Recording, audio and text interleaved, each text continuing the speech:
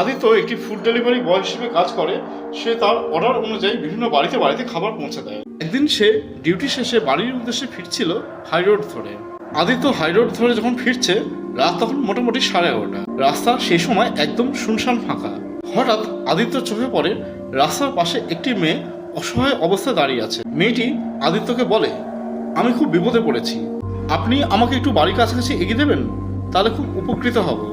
আদিত্য সে সময় ভাবে যে এত রাতে যদি আমি মেয়েটাকে একটু সাহায্য না করি তাহলে হয়তো পাপ হবে, মেয়েটা হয়তো নিশ্চয়ই কোনো বিপদে পড়েছে। আদিত্য বলে, ঠিক আছে, আপনি আমার বাইকে বসুন। ওই মেয়েটি পেছনে বসলে আদিত্য তখন গাড়ি চালাতে শুরু করে। হাইওয়ে রাস্তা, মাঝে মাঝে বড় বড় ট্রাক তার পাশ কাটিয়ে চলে যাচ্ছে। সেই সাথে আদিত্য দ্রুত তার বাইক চালাচ্ছে। এরপর আদিত্য লক্ষ্য করলো যে ট্রাকগুলো তার পাশ দিয়ে যাচ্ছিল, সেই ট্রাকের ড্রাইভারগুলো তার দিকে যেন একটা অদ্ভুত দৃষ্টিতে তাকাচ্ছে।